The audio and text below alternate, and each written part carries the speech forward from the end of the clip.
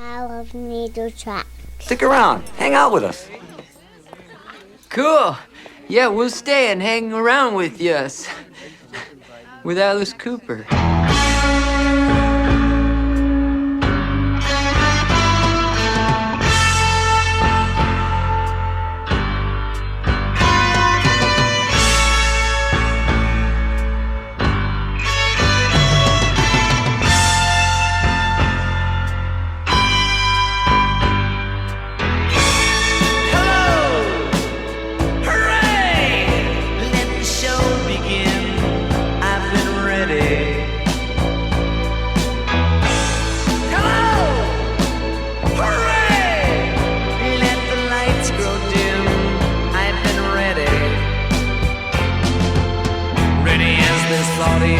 That's coming here to dream, loving every second, every moment, every scream.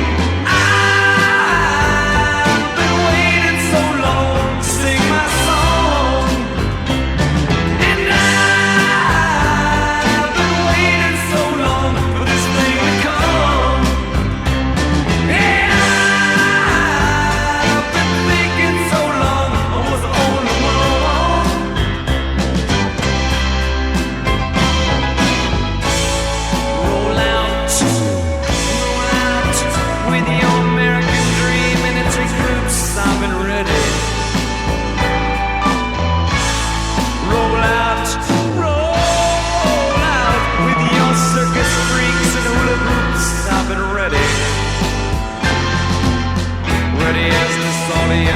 That's coming here to dream, loving every second, every moment, every scream. I've been waiting so long to sing this song, and I've been waiting so long for this thing to come. Oh, I've been thinking so long I was the only one.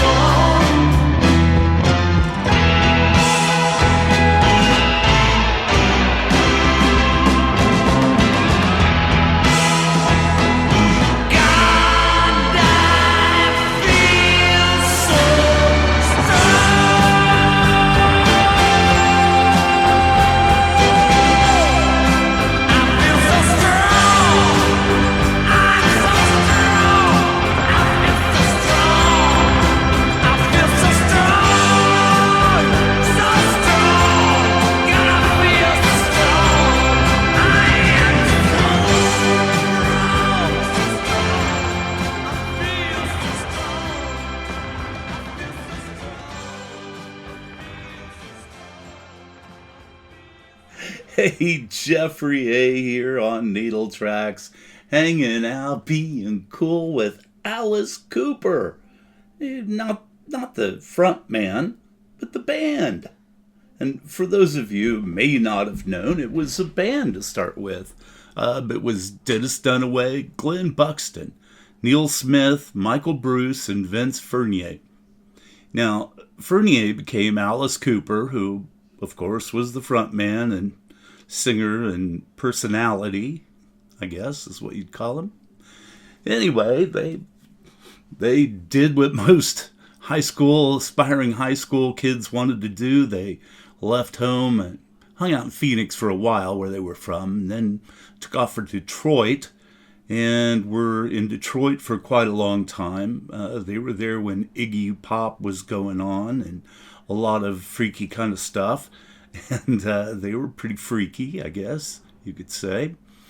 Anyway, they slept together in a hotel room in Detroit.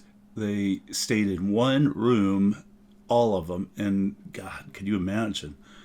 I guess when I was that young, yeah, I could imagine. Anyway, they got in with Zappa. And according to Alice from the Zappa biography, he said, we got an audition with Frank Zappa, and we showed up at his place at 7 a.m., set up outside his log cabin, and we started playing. We were dressed like we dressed every day, black tights, girl's top, and purple lipstick for Alice. And Zappa liked us. And Zappa signed them to the brand new straight record label that he had just come out with. And now Pretty's For You came out in 1969. And that became the first album on that label, Pretty's For You. Anyway, this is Reflected, and raise your hand if you've heard part of this before. Reflected from Pretty's For You.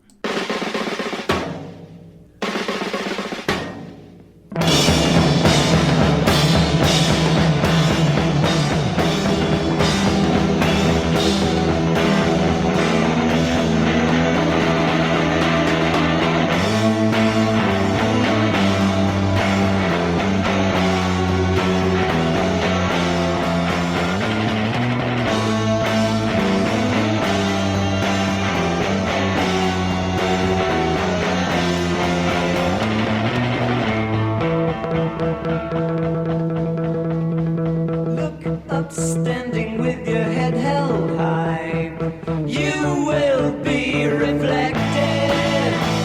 You look outstanding with your eyes in disguise, just beyond Damascus. Holy, holy blood heat, it's divine.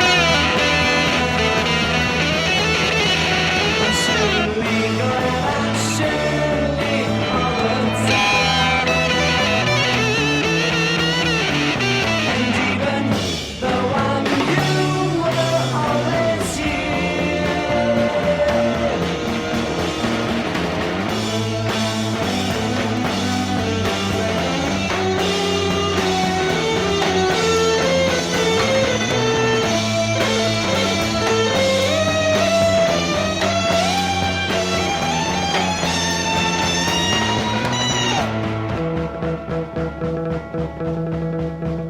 Very rarely worry, utmost constantly. Could you be receptive? Our life's outstanding in a shower, please. Wet my skids aplenty.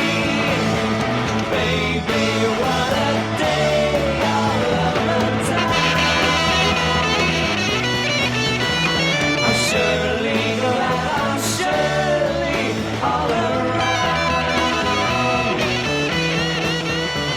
And even since I'm you, it's also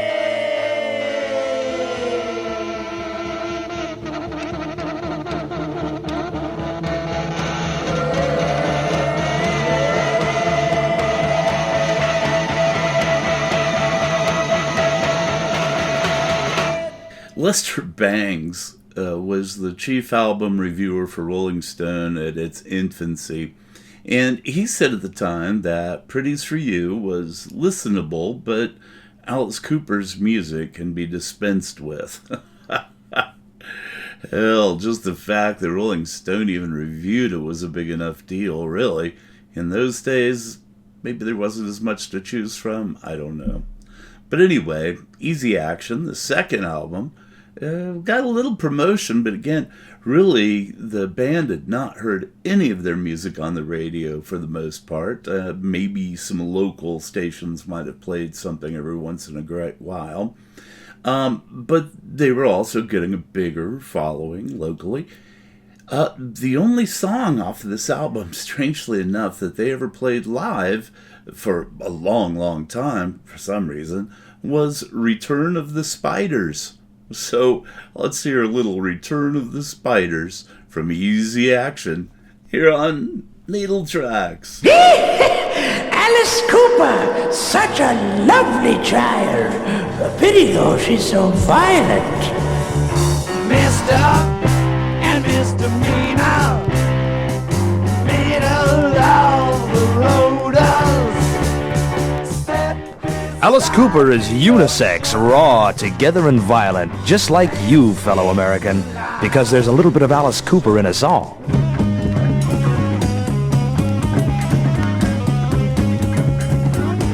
Now look, you wouldn't really want to take a thing like Alice Cooper home to Mother, would you?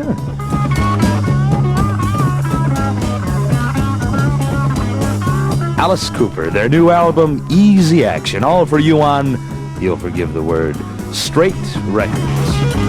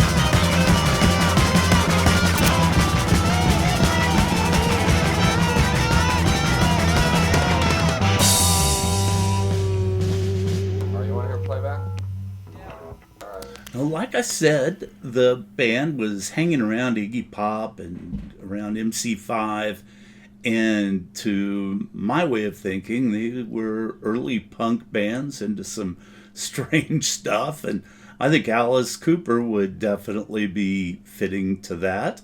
And I think that's the same with Return of Spiders. I think that really would fit in there. So, anyway, moving along, Love It to Death, third album. And this was the first time Warner Brothers could see enough money potential, I guess, in the boys.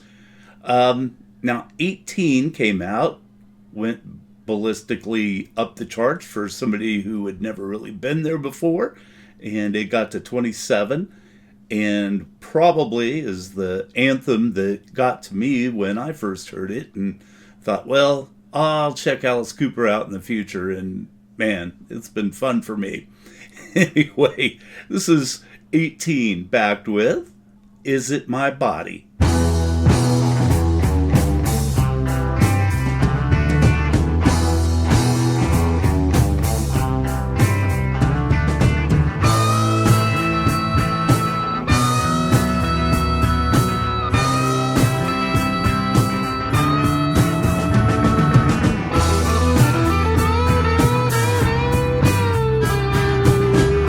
Lines form on my face and hands. Lines form from the ups and downs. I'm in the middle without any plans. I'm a boy and I'm a man. I'm 18 and I don't know what I want. 18, I just don't know what I want. 18, I gotta get away. I've gotta get out of this place. I'll go running in outer space again. I've got a baby's brain and an old man's heart. Took 18 years to get this far. Don't always know what I'm talking about. Feels like I'm living in the middle of doubt. 'Cause I'm 18, I get confused every day. 18, I just don't know what to say. 18, I gotta get away.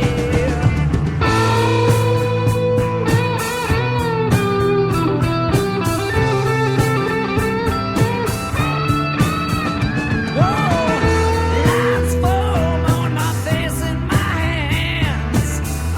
Lines form on the left and right. I'm in the middle of life. I'm a boy and I'm a man. I'm 18 and I like it. Yes, I like it. Oh, I like it, love it, like it, love it. 18, 18, 18, 18, and I like it.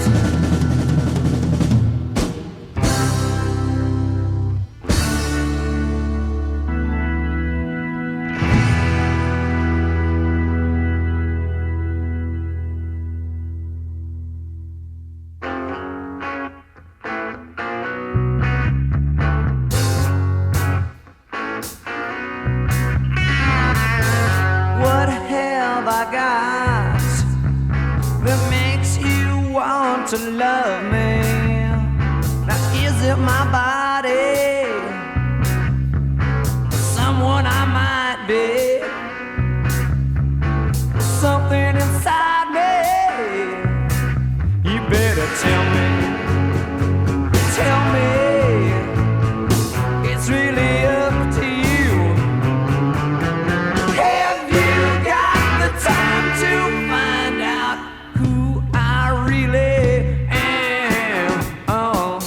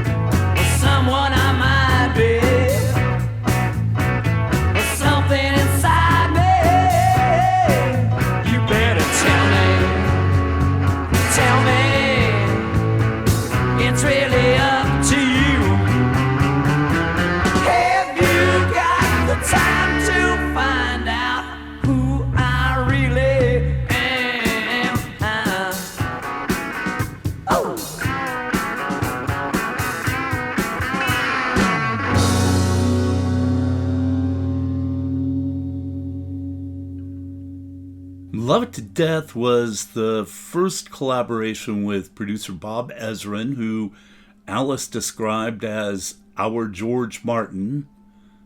It's pretty high praise considering that was Ezrin's first production, but you know, he went on to produce every Alice Cooper band album and into Alice's solo work. And after that, just a whole list of people that he made sound really good. And you can certainly tell, though, the difference when Ezrin went to work. Love It to Death sent all of them on their way. Killer was up next, and, you know, that album didn't come out soft at all. The album covers black on red. It features a snake and the word Alice Cooper and Killer scrawled in some insane handwriting. And Warner Production knew exactly what they were doing. They knew it couldn't be ignored, and they were right. Teenage boys took off on it, and then the parents heard it. So, you know, that began the whole Alice Cooper's evil. He's swaying our youth, and he's going to destroy all of us. And so, you know, that stuff went on before, goes on now. It'll always be there. But anyway, when you open the album, another cover part folded down, and it showed a dead and hanged Alice Cooper, which didn't help any in the parents' eyes, especially when they're hanging on the walls of their sons' bedrooms. But at least it had a 1971 calendar on it, so that was important.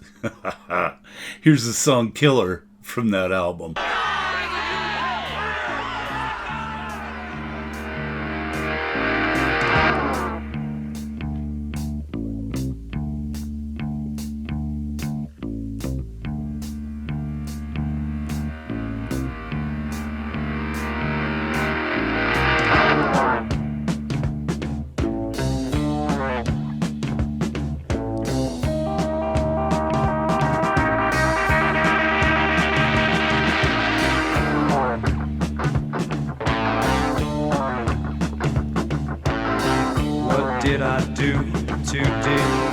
Such a fate. I didn't really want to get involved in this thing. Someone handed me this gun and I gave it everything. Yeah, I gave it everything.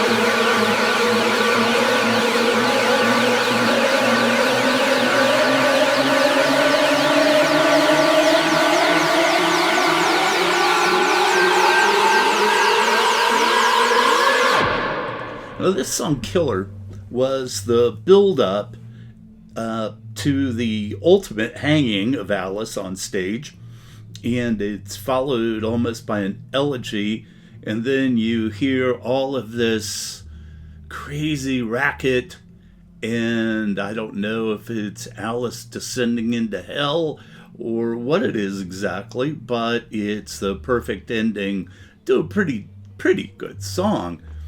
And it was enough, I guess, that Alice was being hanged on stage, but to further enrage conservative and parents and those types of people, you got to remember that the song Dead Babies was also on the album, and that made a big difference. That was talked about in all kinds of circles that shouldn't be talking about dead babies to not being able to take care of themselves, which, you know, if you put the logic behind it, it works. Dead babies can't take care of themselves, right? But with all kinds of crazy things swirling around Alice Cooper Band and the attention they were getting, you know, was it any wonder that next that came out was the greatest anthem in rock and roll? Well, one of the greatest anyway. School's Out. And this album has a graffiti and carved up desktop, which folded out to put legs under it, and a working desktop, actually. You could lift part of the cover, and inside it showed all kinds of things that bad boys in school would have in their desk. But anyway, very few songs besides School's Out were ever played in concert. You know, in fact, School's Out was the only single released, and it was backed with Gutter Cat and the Jets. And it still went to number 2 on the charts in America. And so I'm going to play Gutter Cats versus the Jets, not Gutter Jacks versus the Cats. Anyway, a little bit of stolen bits there from West Side Story here on Needle Tracks.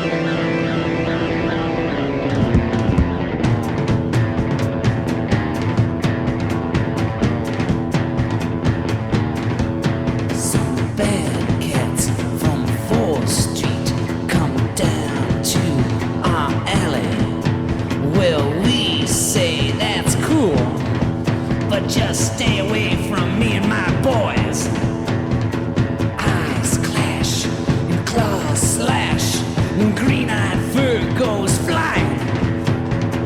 Midnight, cat fight, neck bite, die.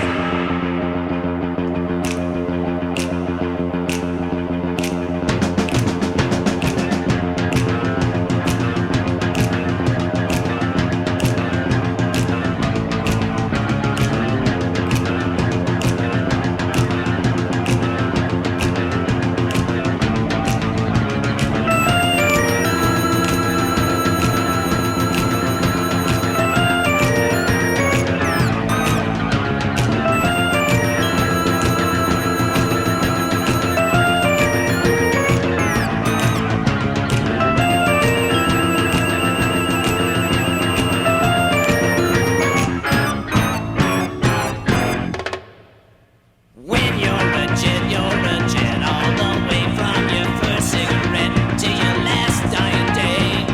When you're a jet, let 'em do what they can. Little boy, you got friends, you're a family man. The jets are in here, you're always well respected. You're never alone, when company's expected. You're well protected, here come the jets like a bat out of hell. Someone gets in our way, someone don't feel so well. When you're a jet, you stay a jet.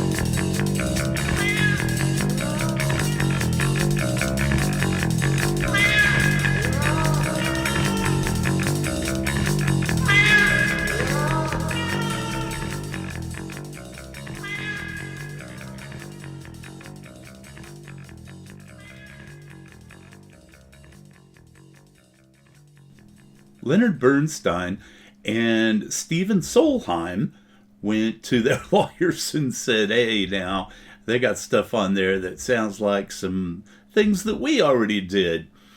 And of course they were right. And now they're listed as co-writers, and I'm sure they get royalties every time most people play the songs. But anyway, after school's out, Alice Cooper Band released their magnus opus, $1 Billion Babies. Now, again, the album cover made a big splash and didn't look so good to a lot of conservative people, including parents, of course. But the kids loved it. There were extra goodies inside of the green-covered, snakeskin, green snakeskin billfold. And when you opened it, it had a $1 billion bill and a bejeweled money clip and some punch-out cards with each band member, some live pictures from the shows, which are always good, and of course the $1 billion baby itself, big chubby baby's face with Alice's mascara running down it, and what could be finer, right? But if the parents weren't bothered by the cover, then the song titles might have kind of gotten to them. One of them, or two of them, or three of them: Raped and Freezing, Sick Things, No More Mr. Nice Guy, I Love the Dead. And then if you listen to some of the songs that weren't titled quite as badly, it was about pulling your teeth and crazy drill-sounded dental experiment. But yeah, there was a lot of that kind of craziness in here.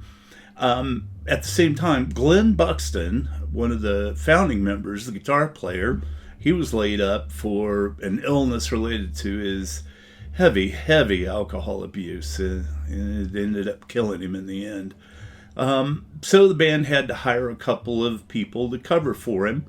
And so, speaking of guest stars, I guess, the singer Donovan happened to be around when the band went to London to record some of the album. And Alice talked him into doing a bit on Billion Dollar Babies, the song. And if you listen, the talking part during the chorus, that's Donovan. Well, let's do the song, Billion Dollar Babies, and of course with Donovan. And then one of my favorites, Generation Landslide.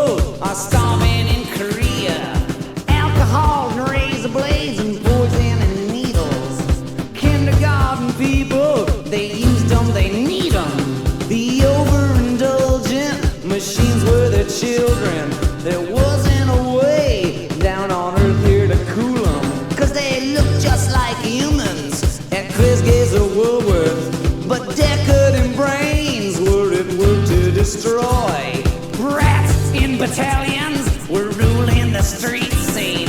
Generation landslide closed the gap between them, and I laughed to myself at the man and the ladies who never conceived of us billion-dollar babies. La da da da da.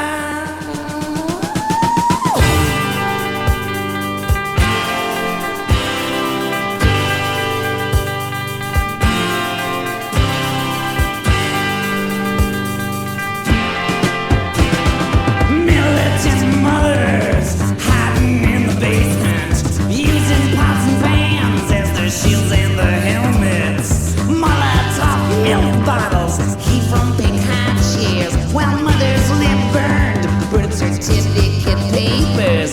Dad gets his allowance from his sonny the dealer, who's pubic to the world but involved in high finance. Sister's out till 5 doing banker's son's hours, but she owns a Maserati that's a gift from his father. Stopped at full speed at 100 miles per hour. The cocaine invisible, she finally got her. But I laughed to myself at the man and ladies who never conceived us billion-dollar babies. La da da da da.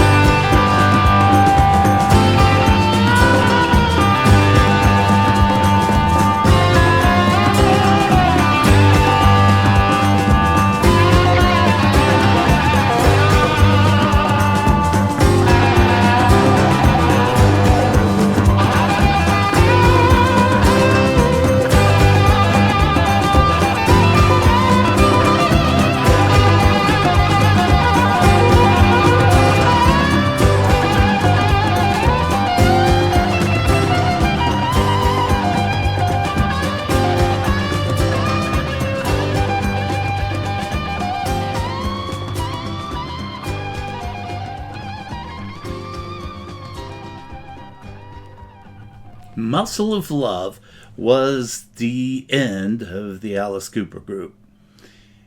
And on the album, Glenn Buxton is credited, but was not invited to participate in the band or come to the studio. He was no longer a functioning alcoholic. He'd gone beyond that point, and it's something that would end up taking his life in the end, unfortunately. And the album didn't go too far for the record charts. It was number 10, but I think that was mostly based on previous albums that had come out, and it wasn't the same. But no, it didn't go too far for the fans. They kind of stayed away after that for a while. But Alice said it was a new direction of sorts, and they wanted the album to be more straight-ahead rock. The album came out in a record box that we would use for mailing LPs now for the most part. It did have a book cover on it that you could apply yourself. That was something we did back in those days, as crazy as it is. Anyway, well, the album featured Teenage Lament 74, Muscle of Love, which are the only songs at all to get any traction. Like I said, the album got to number 10. And so anyway, I'm going to play Muscle of Love. Here is the title track from the last album for the Alice Cooper group.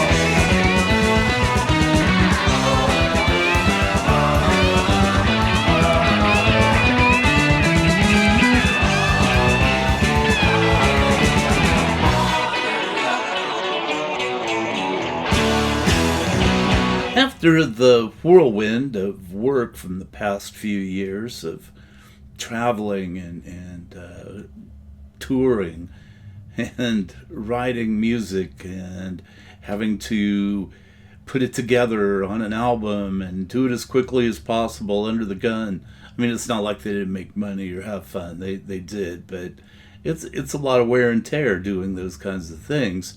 So everybody said, let's just take a break. Alice now, he was just as much an alcoholic as Glenn Buxton was. He was just functional, of course. And so Alice took a party break, and he formed a group called the Vampire Club, which became a loose group of drinkers from the rock world. Had Keith Emerson, Keith Moon, Mickey Dolenz from the Monkees, Harry Nielsen, Joe Walsh, Ringo, a bunch of people. And when they were in town, different people would drop in and party.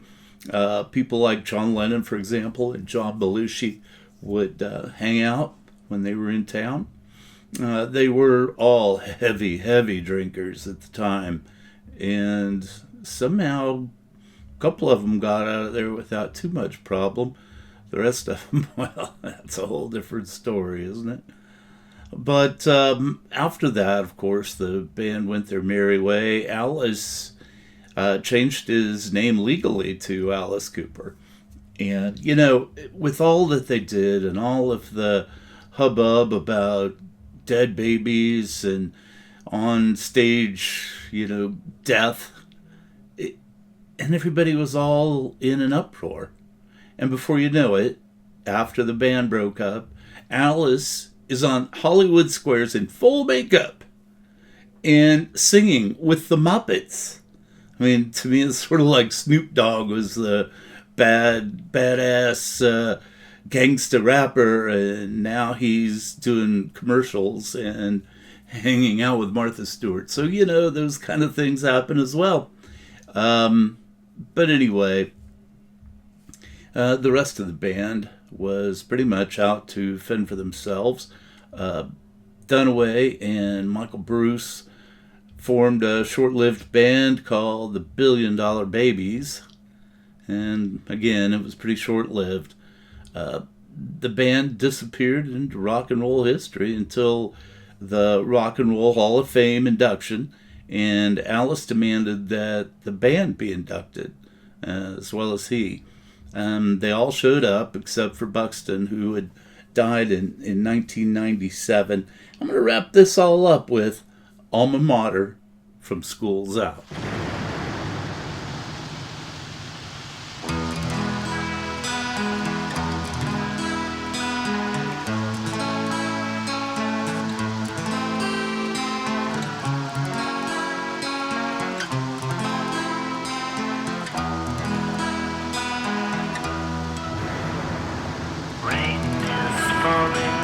Down my cheek, searching for the sea. Tomorrow, like the rain, I'll be back home again. I watch the bus as it pulls out of view. Someday, like that bus, I will be leaving too. But you know, it breaks my heart to leave you. Camelback, my high school. And now, alone, crying in my bed, 'cause old friends said goodbye. I guess I'll be leaving too.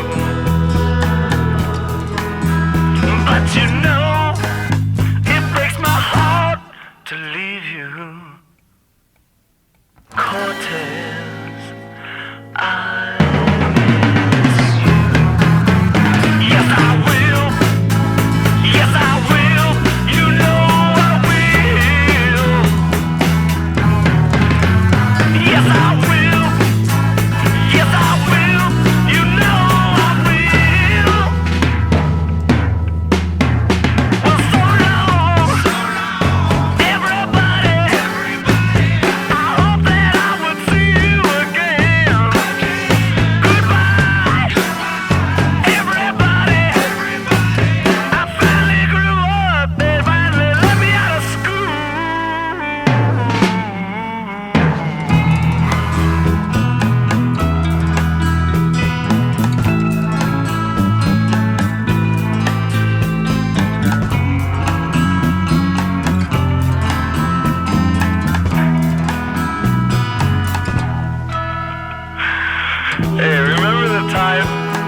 time we took that snake and we put it down little Betsy's dress?